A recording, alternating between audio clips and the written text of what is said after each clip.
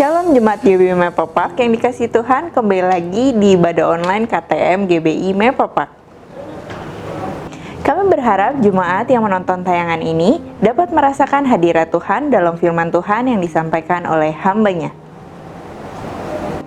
Untuk mengetahui updatean terbaru GBI Meperpak, Bapak Ibu jangan lupa subscribe, like, comment, and share kepada saudara dan kerabat kalian. Selamat beribadah, kiranya Tuhan Yesus memberkati. Shalom jemaat yang dikasih Tuhan, mari kita saksikan kegiatan GBI Meperpak dalam sepekan ini. Ibadah online GBI Meperpak Minggu 14 Februari 2021 akan dilayani oleh Pastor Kiki Haryadi. Ibadah disertai perjamuan kudus. Untuk premier jam 6 pagi di YouTube channel GBI Rayon 1D. Untuk jemaat yang ingin didoakan secara khusus, dapat menghubungi di nomor berikut ini. Untuk kegiatan GBI Meperpak, Bapak Ibu dapat melihat sosial media kami di slide berikut ini.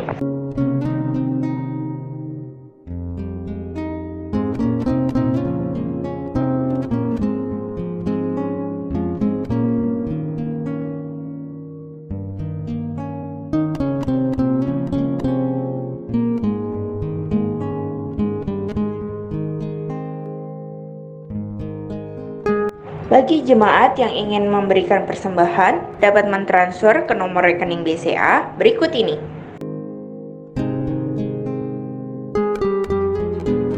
Demikianlah info news GBI Meperpak sepekan ini.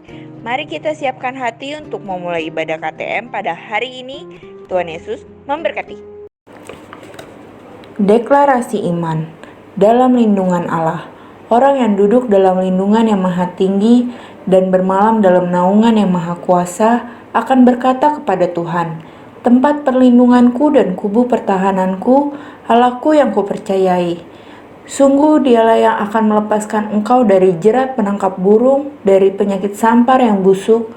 Dengan kepaknya ia akan menundungi engkau, di bawah sayapnya engkau akan berlindung. Kesetiaannya ialah perisai dan pagar tembok.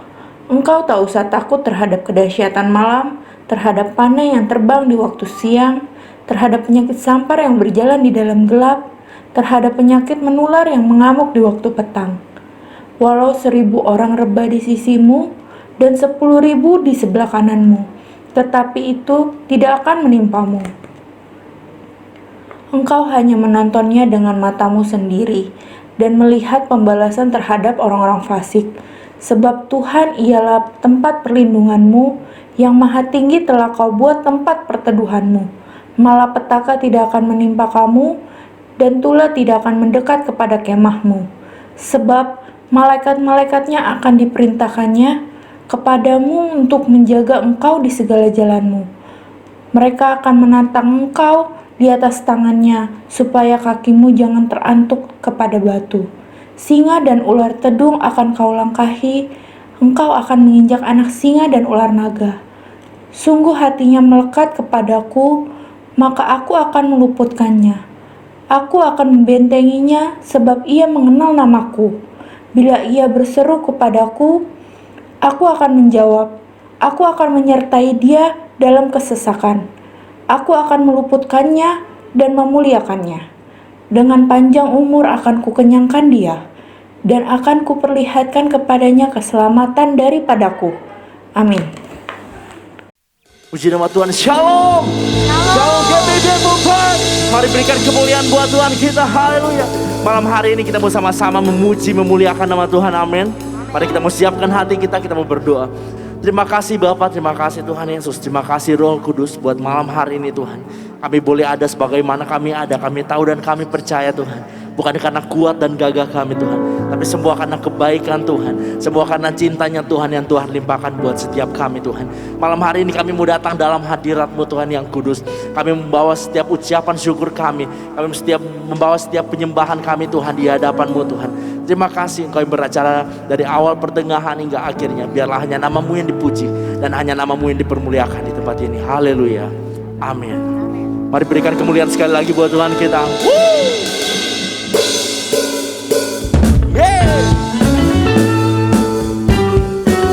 Mari sama-sama tepuk tangan buat Tuhan kita.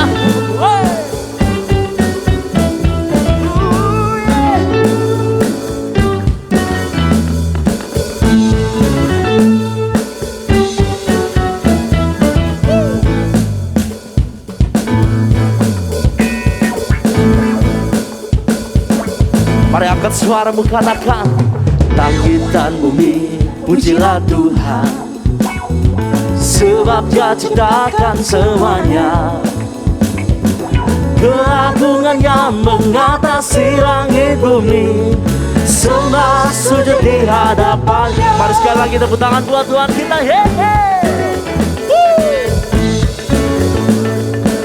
Mari sekali lagi sama-sama say, langit dan bumi pujilah Tuhan, sebab Dia ciptakan semuanya.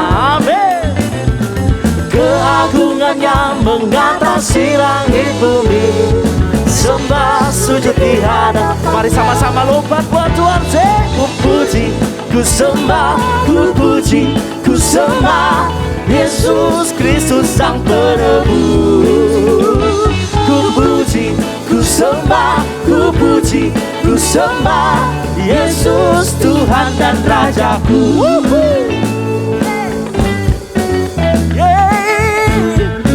Sekali lagi sama-sama, yuk katakan, say, langit dan bumi pujilah Tuhan, sebab Dia ciptakan semuanya. Sama-sama katakan, keagungannya mengatasi langit bumi, sembah sujud di hadapan. Mari sama-sama sing, ku puji, ku sembah, ku puji, ku sembah Yesus Kristus Sang Penebus. Ku puji, ku sembah, ku puji, ku sembah Yesus Tuhan dan Rajaku.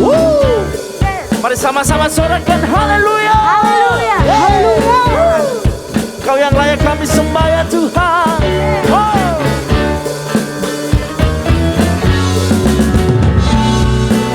Mari sama-sama katakan haleluya. Say haleluya. Amin. Haleluya. Amin. Haleluya. Amin. Haleluya. Amin. Sama-sama tepuk tangan yuk. Haleluya. Amin. Haleluya. Amin. Haleluya. Amin. Haleluya. Mari sekali lagi sambil tepuk tangan say haleluya. Amin.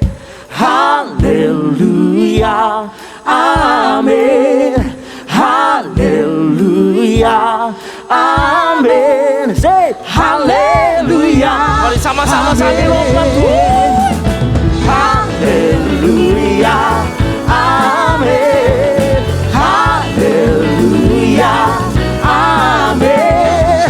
Haleluya. Amin. Haleluya. Amin. Haleluya.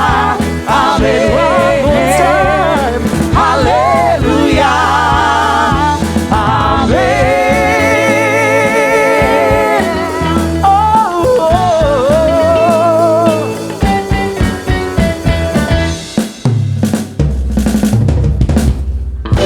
Mari berikan kemuliaan sekali lagi buat Tuhan kita sambil sorak-sorakan.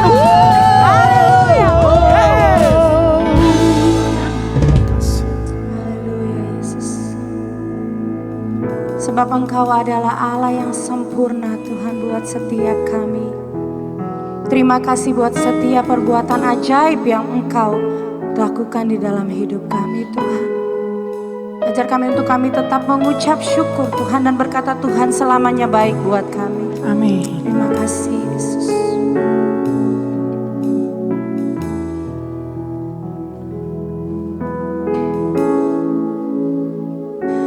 Hidupku menggenapi firman-Mu, tanda mujizat sertai tiap langkahku.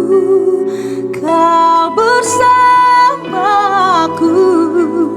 di dalamku, jadi bukti kebesaran-Mu.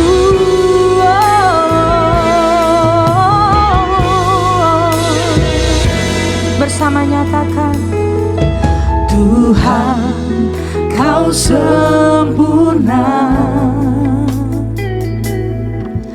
dalam rencana-Mu dan karya-Mu. Ku serahkan hidupku, murnikan dengan Roh-Mu. Yes, Lord.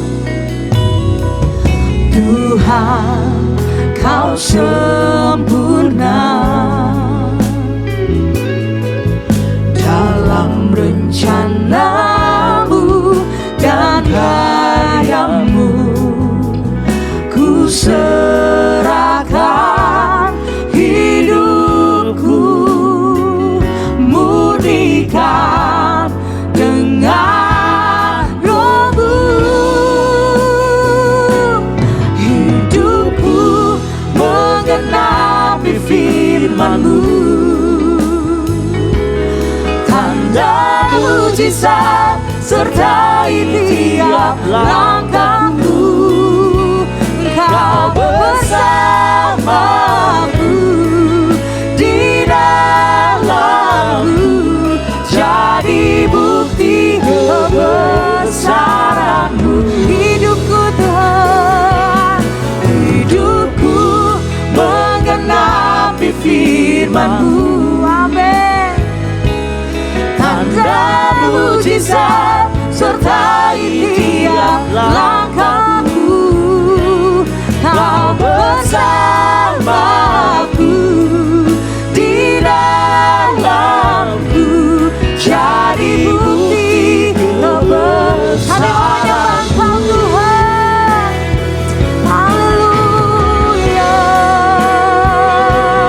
Engkau selalu berserta kami, tak pernah sedetik pun Engkau tinggalkan. Haleluya.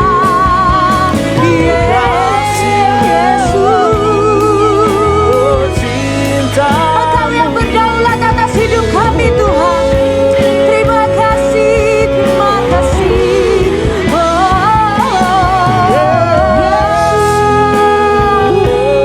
Hidupku menggenapi firman-Mu Tuhan, semua firman-Mu yang dalam hidup.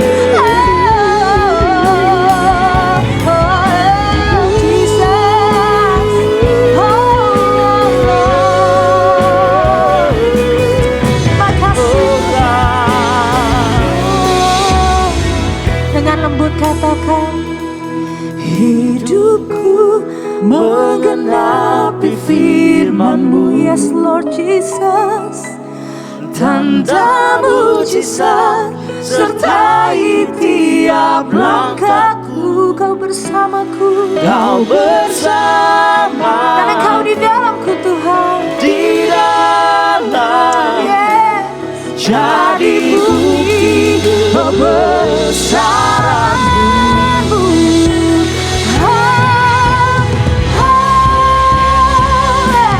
Hidupku menggenapi firman-Mu. Amin. Tanda mujizat sertai tiap langkahku. Engkau bersamaku, di dalamku, jadi bukti hidupku di dalam-Mu Tuhan. Hidupku menggenapi firman-Mu.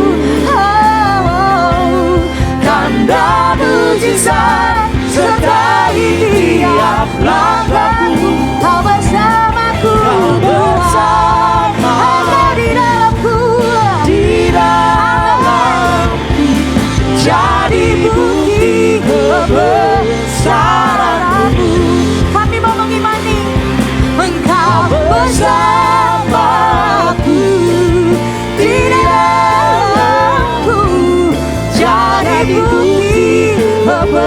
bersama. Mari sama-sama sekali lagi nyatakan, Engkau bersamaku, di dalamku jadi bukti kebesaran. Boleh kasih suara-suara buat Tuhan kita.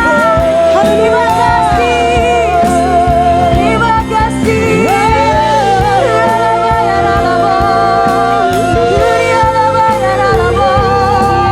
Kami sembah, kami agukan, kami muliakan Engkau selamanya dalam hidup kami. Tiada yang lain, tiada yang lain, hanya Yesus, hanya Yesus. Haleluya, Haleluya. Engkau besar Tuhan, Engkau mulia, dan kami percaya Engkau ada di setiap hidup kami. Amin. Engkau ada di dalam hati kami, menuntun langkah kehidupan kami. Kami tidak takut, kami tidak khawatir, karena kami punya Allah yang sanggup, Yesus Kristus namanya. Terima kasih Bapa. Haleluya. Terkadang apa yang ku bayangkan tak seperti kenyataan. Kekecewaan dan keputusasaan membayangi hidupku. Ingin ku berlari, namun ku tak mampu. Di batas akhir kekuatanku,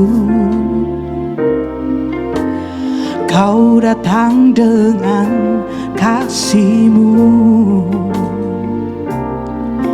menyentuh hatiku dan bangkitkan semangat hidupku untuk melangkah tinggalkan masa lalu. Ku sadari kasih-Mu takkan pernah berakhir. Kau berikan arti dalam hidupku.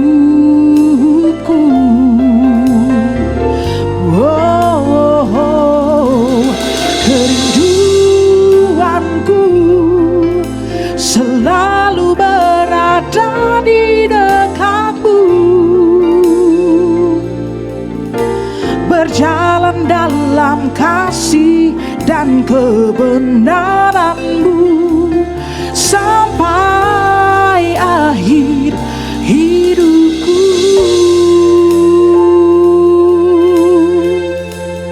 Kini tiada lagi keraguan, kini tiada lagi keraguan, berganti dengan kepastian. Sungguh Kau jawaban hidupku, Kaulah harapanku, hanya diri-Mu satu di dalam hatiku. Ku sadari kasih-Mu takkan pernah berakhir. Oh, Kau berikan arti dalam hidupku. Ini kerinduan kami Tuhan. Oh, kerinduanku selalu berada di dekat-Mu, berjalan dalam kasih dan kebenaran-Mu sampai akhir hidupku.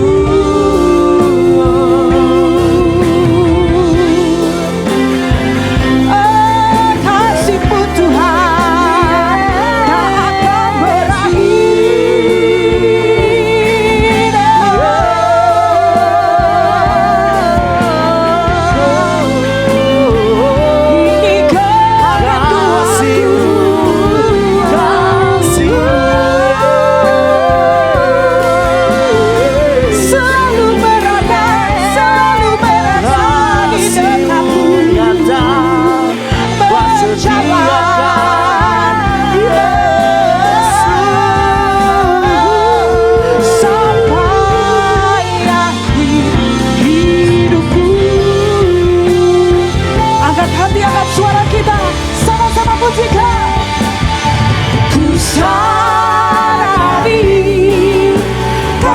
kasih-Mu takkan pernah berakhir. Kau berikan arti dalam hidup.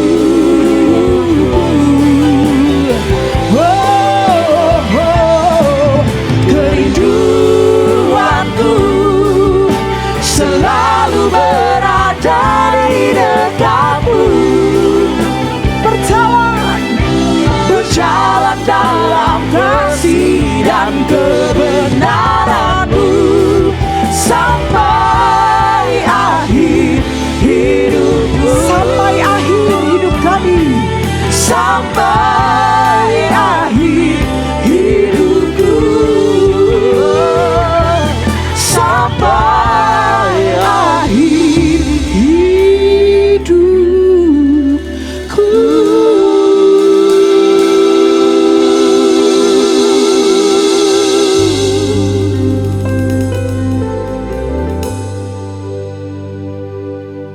Bapa, kami mengucap syukur Tuhan buat hari ini. Terima kasih kesempatan kami boleh beribadah Tuhan. Kami percaya bukan secara kebetulan, karena Tuhan yang sudah memilih setiap kami, Tuhan yang menetapkan setiap kami untuk bertumbuh di gereja ini dan berbuah, bahkan hidup kami boleh berdampak bagi semua orang. Terima kasih Bapa, urapi Tuhan setiap kami, terutama hamba-Mu yang tidak ada apa-apanya. Sampaikan isi hati-Mu bagi setiap kami. Di dalam nama Tuhan kami Yesus Kristus, kami berdoa dan bersyukur. Kami sambut firman Tuhan, haleluya, amin, amin. Iya, shalom saudara yang terkasih. Saya percaya ya, ketika kita berulang tahun, itu tandanya bahwa kita semakin dewasa di dalam Tuhan. Di dalam umur kita semakin berdewasa, kita semakin bertumbuh, kita semakin tentunya menjadi matang di dalam karakter kita. Karena itu tema firman Tuhan hari ini adalah menjadi dewasa dan berdampak. Ya saudara, apa yang diinginkan Tuhan dari hidup kita sebagai orang Kristen adalah hanya ketika kita ini hidup bertumbuh dalam iman menjadi dewasa, sehingga ketika kita dewasa, hidup kita menjadi dampak. Kenapa saudara kita harus menjadi dewasa? Karena hanya orang dewasa yang akan berdampak bagi orang lain. Ya, kalau kita berbicara tentang anak-anak saudara, ya, sifat anak-anak itu sih ya menyenangkan ketika memang dia masih anak-anak.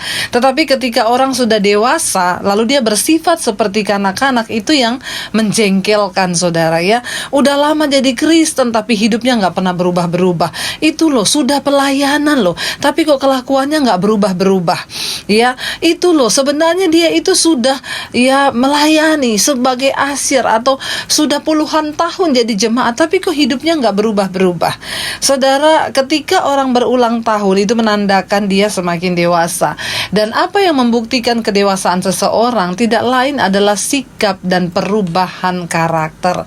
Kenapa kita mengenal Tuhan? Untuk apa kita menjadi Kristen? Untuk apa kita mendengarkan firman Tuhan? Tidak ada lain tujuannya selain kita ini bertumbuh menjadi orang-orang yang dewasa di dalam Tuhan. Hari ini saudara, tema firman Tuhan adalah menjadi dewasa dan berdampak.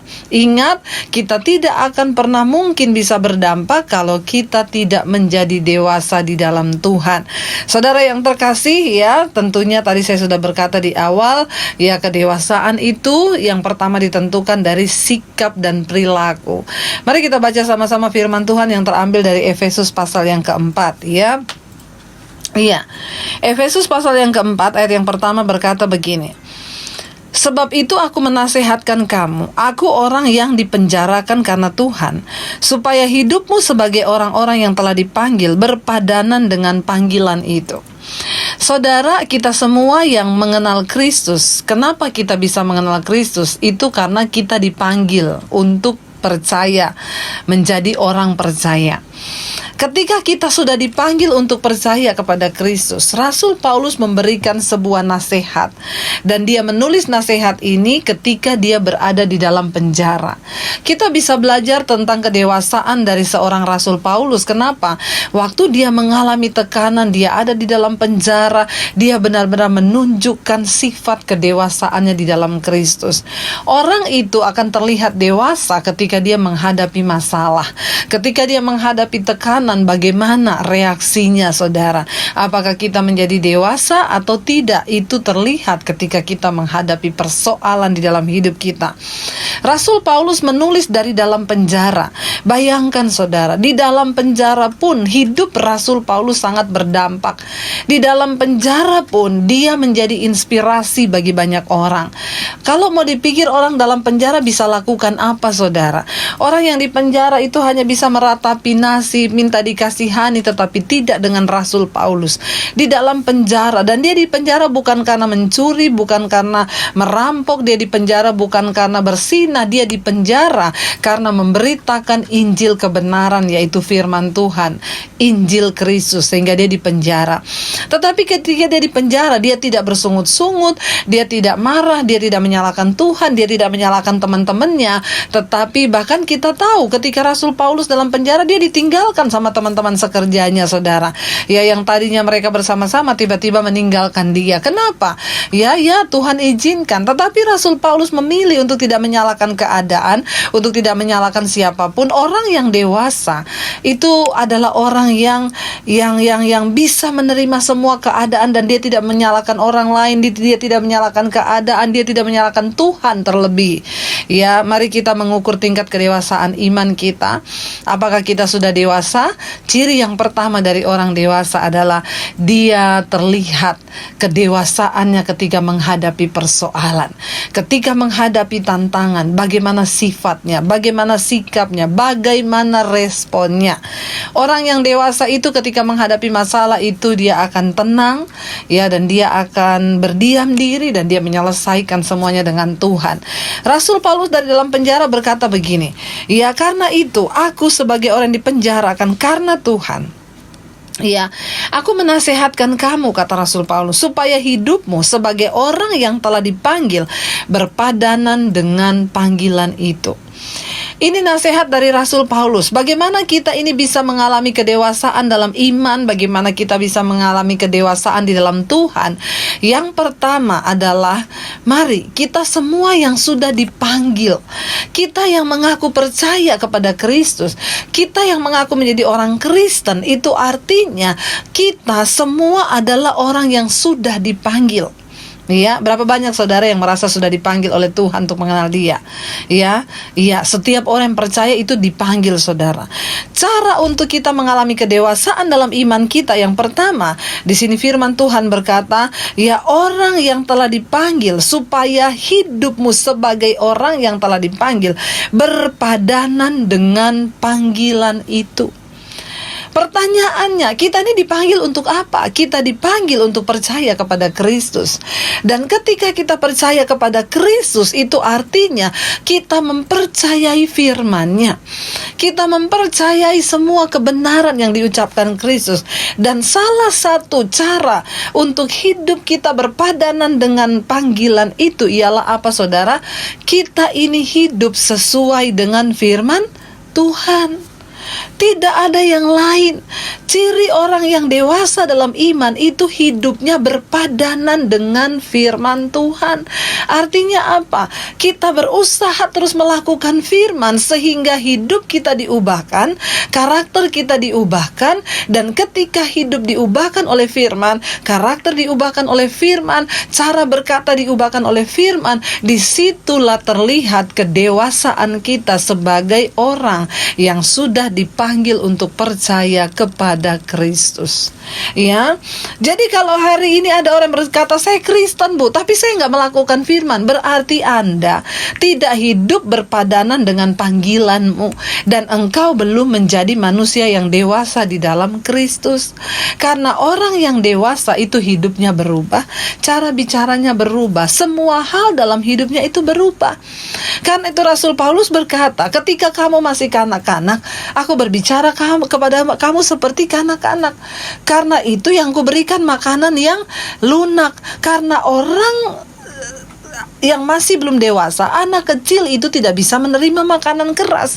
Tetapi ketika kamu mulai bertumbuh menjadi dewasa, aku memperlakukan kamu seperti orang dewasa. Aku berbicara sebagai orang dewasa. Karena itu orang yang sudah percaya Yesus, dewasa dalam Tuhan, tidak mudah tersinggung, ya, tidak mudah tersakiti hatinya. Kenapa? Kita hidup berpadanan dengan panggilan kita, yaitu apa panggilan kita? Menjadi serupa dengan Kristus. Iya, bagi jemaat hari ini, apakah kita sudah menjadi jemaat yang serupa dengan Kristus? Ataukah kita hanya hidup menjadi orang Kristen yang tidak pernah mengalami perubahan? Ya, dikit-dikit ngambek. Itu anak-anak, saudara. Anak-anak itu ya kalau pengen mainan temennya gak dikasih, nangis dia, ngambek dia. Ya. Tapi kita, saudara, orang yang sudah dewasa dalam Kristus, kita menyelesaikan semua persoalan kita dengan cara yang dewasa.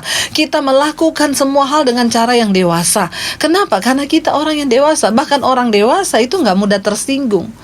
Mari saudara, langkah pertama untuk kita ini bisa menjadi orang yang dewasa dan berdampak adalah biarlah hidupmu berpadanan dengan panggilanmu, yaitu apa panggilan kita? Menjadi serupa seperti Kristus. Yang kedua, firman Tuhan ini berkata, Efesus 4 ayat yang kedua, hendaklah kamu selalu rendah hati, lemah lembut, dan sabar. Tunjukkanlah kasihmu dalam hal saling membantu. Ciri-ciri karakter dewasa. Rasul Paulus berkata di sini, ketika engkau itu hidup berpadanan dengan panggilan, maka akan terlihat ya perubahan dalam hal karakter kita. Yang pertama, ya dia berkata begini, hendaklah kamu selalu rendah hati. Ya. Rendah hati itu saudara ya bukan yang diomong-omongin. Ada orang yang berkata begini, saya ini rendah hati loh. Ya, itu namanya sombong.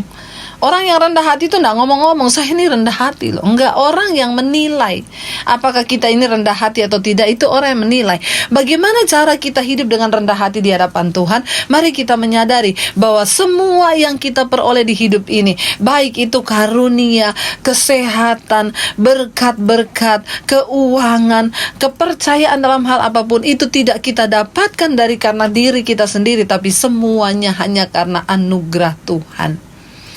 Bahkan maaf saudara, nafas hidup yang kita hirup hari ini, itu adalah karena anugerah Tuhan. Amin.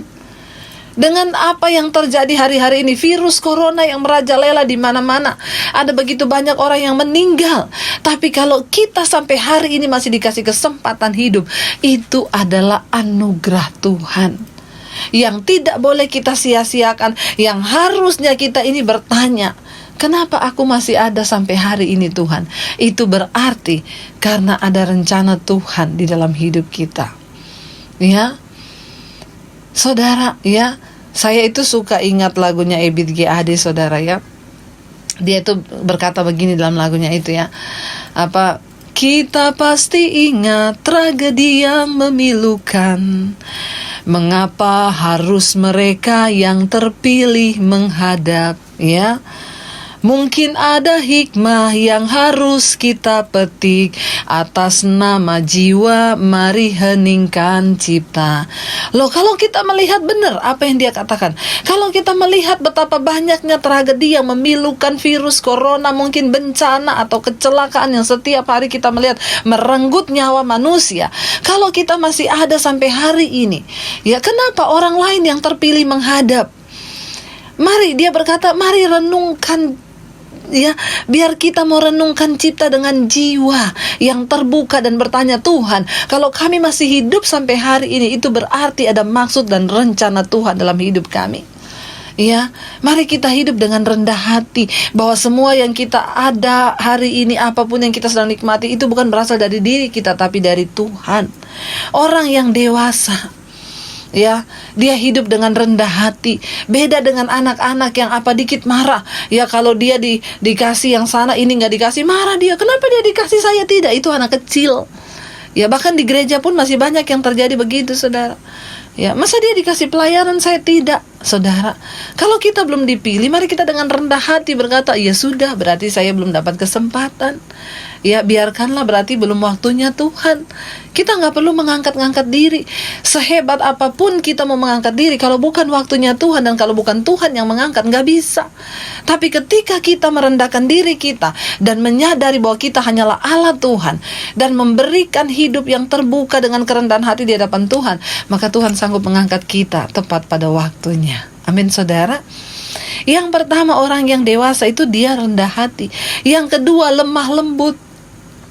Iya, lemah lembut itu bukan kayak orang Solo, saudara ya, yang kalau ngomong iya, kayak suami saya itu, saudara ya. Suami saya itu orang Solo, saudara. Kalau marah dia ngomong, saudara, aku boleh marah enggak? Ini lemah lembut sekali. Ya, tapi apakah itu tanda kedewasaan? Bukan hanya seperti itu. Lemah lembut itu artinya apa? Ya, hatinya itu mudah tersentuh. Hatinya itu mudah berubah ketika kita melakukan dosa. Lalu Roh Kudus menjamah hati kita dan kita berkata, Tuhan ampuni aku. Itu artinya lemah lembut di hadapan Tuhan. Ya, kita mudah bertobat. Kita mudah untuk diubahkan Tuhan. Kita mudah merendahkan hati di kaki Tuhan. Orang yang sudah dewasa imannya, yang sudah dewasa rohaninya, itu mudah berubah, bertobat ke arah yang baik. Ya, mudah ditegur, mudah menerima masukan. Kenapa? Karena ada begitu banyak orang yang tidak mudah menerima masukan, saudara. Kalau ditegur marah, tersinggung, padahal kita niatnya baik. Padahal Alkitab berkata, lebih baik teguran yang nyata-nyata daripada kasih yang tersembunyi. Seorang sahabat itu memukul, saudara, tetapi seorang lawan itu mencium dengan limpahnya. Tapi seorang sahabat yang benar itu akan memukul dengan tinju untuk apa? Untuk memberitahu kalau kita ini salah. Orang yang dewasa itu mudah diberitahu, tidak mudah tersinggung, gampang menerima, hatinya itu lemah lembut. Mari kita introspeksi diri. Sudahkah kita ini dewasa? Maukah kita ditegur? Maukah kita berubah? Ya, yang berikutnya, yang ketiga, Rasul Paulus bilang orang yang berpadanan dengan panggilannya itu dalam Kristus. Yang ketiga itu sabar. Ya, sabar, saudara. Sabar menunggu waktu Tuhan. Ya, sabar untuk diproses. Ya, sabar untuk diangkat Tuhan. Ya, sabar untuk menahan tidak marah. Sabar untuk tidak tersinggung. Ya, sabar, saudara. Ya, itu tanda kedewasaan rohani. Oh, sekalipun kita direndahkan, tidak apa-apa, aku percaya ada rencana Tuhan. Sekalipun kita difitnah, biarin aja, Tuhan pasti turut bekerja. Jangan coba menolong dirimu sendiri. Orang yang sabar itu artinya orang yang mempercayai Tuhan dengan segenap hati. Dia percaya bahwa segala sesuatu yang terjadi itu adalah seizin Tuhan. Kita ingat kisahnya Yusuf. Ketika Yusuf ada di rumah Potifar, Alkitab berkata Yusuf adalah seorang yang benar. Dia benar di mata Tuhan. Ya, dia benar di mata manusia. Tetapi ketika diizinkan dia difitnah oleh istri Potifar, sebenarnya Potifar kenal siapa Yusuf. Yusuf adalah seorang yang takut akan Tuhan. Dan karena Potifar tahu Yusuf takut Tuhan, makanya dia berani mempercayakan seisi rumahnya kepada Yusuf. Tapi ketika Potifar diperhadapkan untuk memilih Yusuf atau istrinya, demi nama baik dia memilih membela istrinya dan menjerumuskan Yusuf di dalam penjara. Yusuf bisa marah nggak? Yusuf bisa protes nggak? Bisa, tapi dia cuma memilih sabar. Kenapa, saudara? Karena Yusuf tahu Tuhan turut bekerja dalam segala perkara di hidupnya untuk mendatangkan kebaikan. Ternyata tidak ada jalan lain menuju ke istana selain melalui pintu penjara. Ya, tadinya Yusuf berkata mungkin di rumah Potifar adalah tempat yang terbaik. Dia sudah mengalami kesenangan, tadinya dia budak tapi dia diangkat menjadi orang nomor 2-nya Potifar setelah Potifar.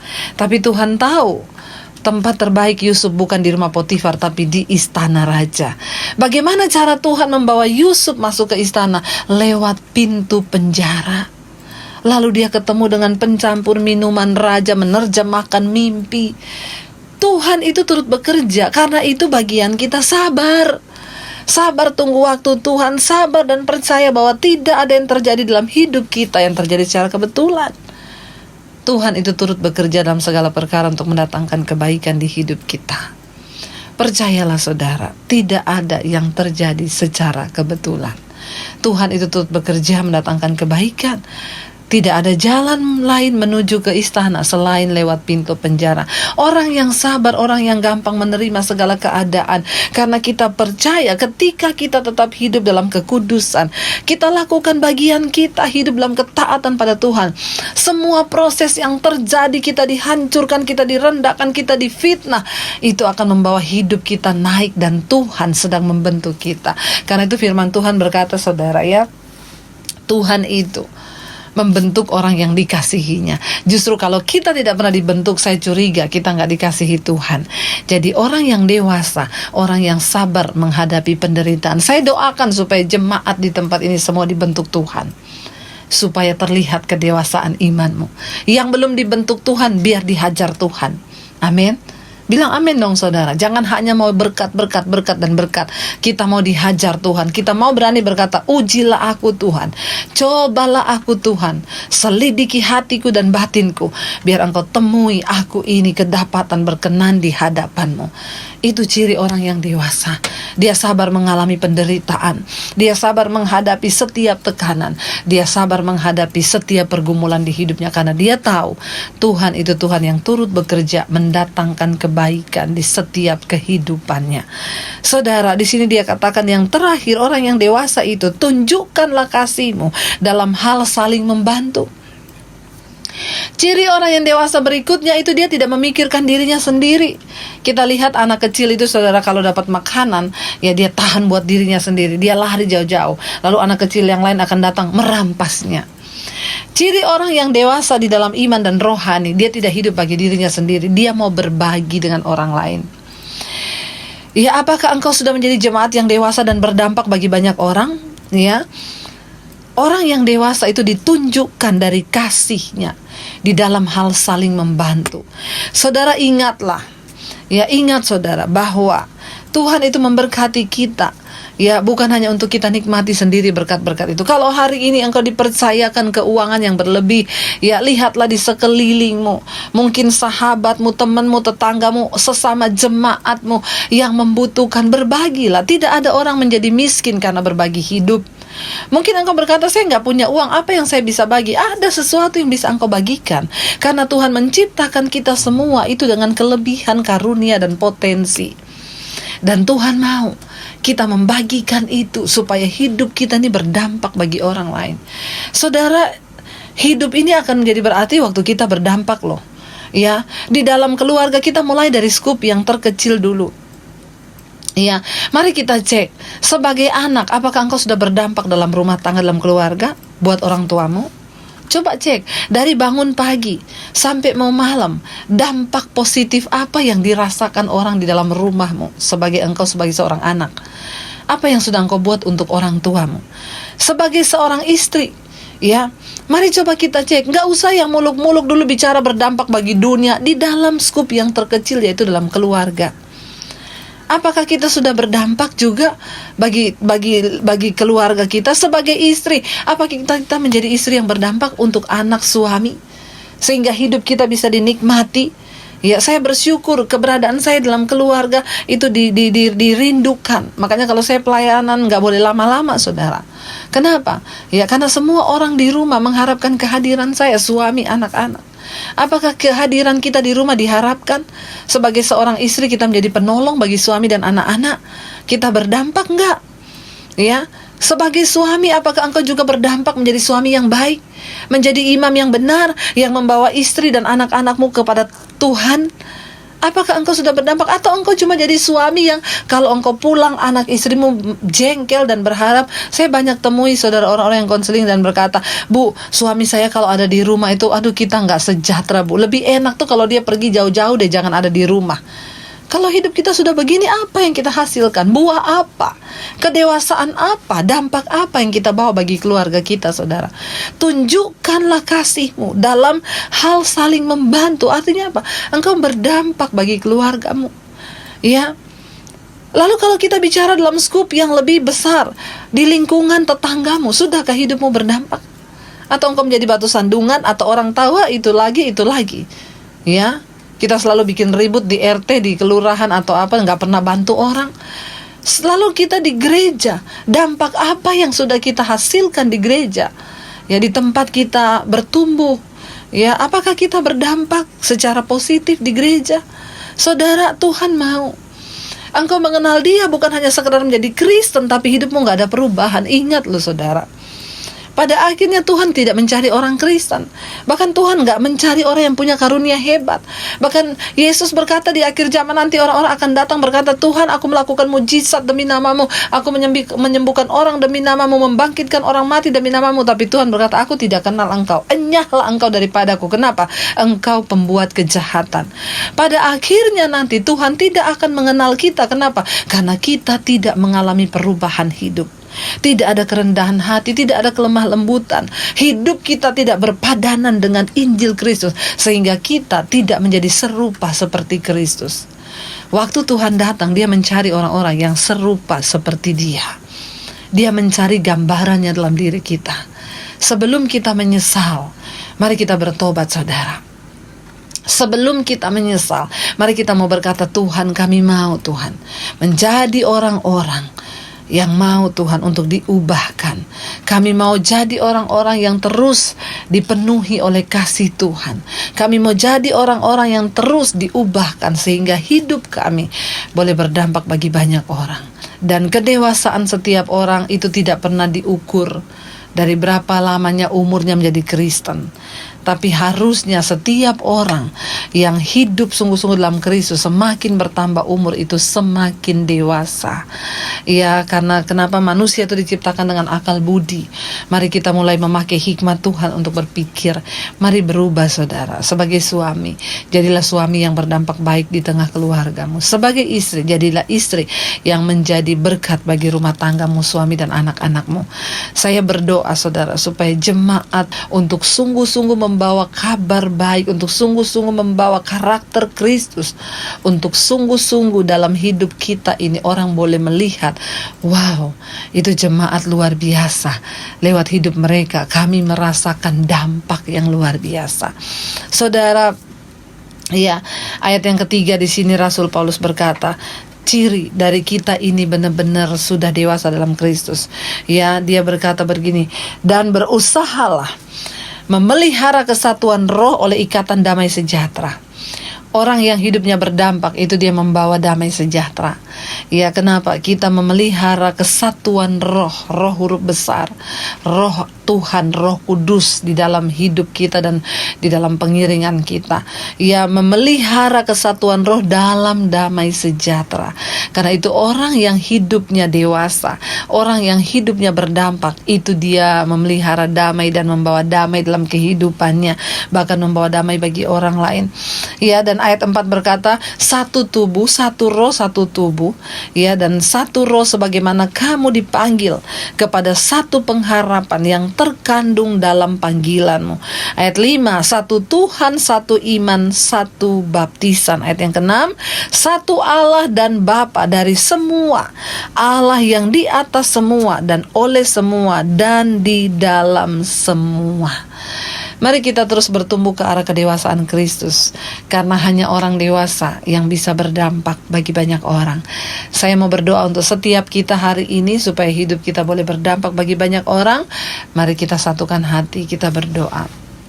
Bapa, terima kasih buat hari ini, firman-Mu yang sudah Engkau bentangkan bagi kami. Mampukan kami Tuhan untuk menjadi dampak bagi banyak orang. Mampukan kami bertumbuh dewasa dalam iman kami, sehingga kami boleh menyatakan Kristus di tengah kehidupan kami.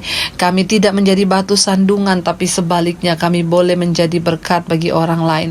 Kami mau bertumbuh di dalam kedewasaan Kristus, sehingga hidup kami berdampak bagi banyak orang. Mampukan setiap kami untuk sungguh-sungguh melakukan apa yang berkenan di mata Tuhan. Sucikan dan kuduskan, ampuni setiap dosa pelanggaran. Kalau ada di antara kami yang hari-hari ini masih terikat dengan kenajisan, percabulan, perselingkuhan, yang terikat dengan dosa apapun Tuhan, rokok, minuman keras, perjudian, amarah, kepahitan, kekecewaan, kami mau buang semua itu, karena itulah penghalang-penghalang untuk kami bertumbuh di dalam iman. Tapi kami mau Tuhan terus didewasakan, memiliki sifat-sifat kedewasaan Kristus, kerendahan hati, kelemah lembutan.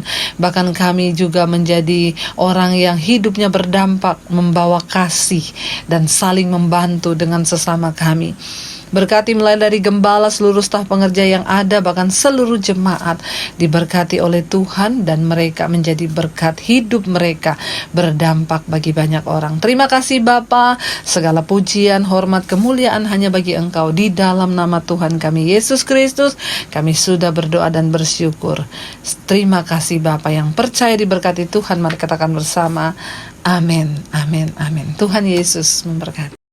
Gembala GBI Memperpark dan seluruh pengerja mengucapkan terima kasih atas pelayanan hambanya pada ibadah KTM hari ini. Kiranya Tuhan Yesus memberkati.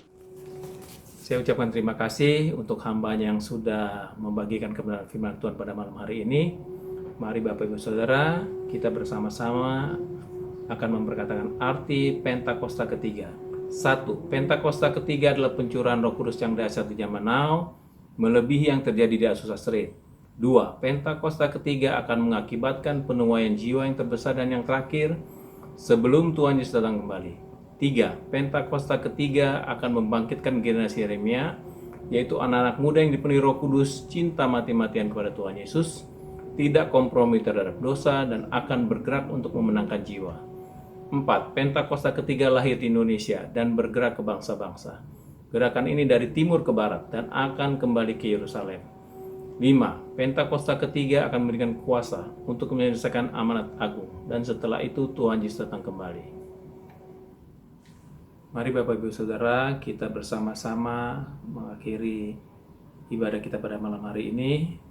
Mari kita mengangkat tangan kita menerima berkat Tuhan.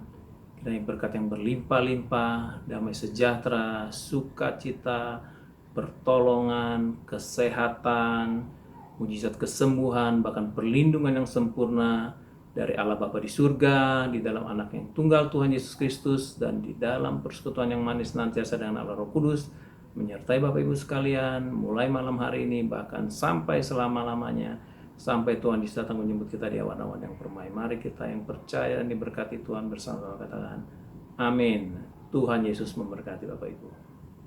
Kami dan segenap kru yang bertugas mengucapkan terima kasih atas perhatiannya. See you next week and God bless you.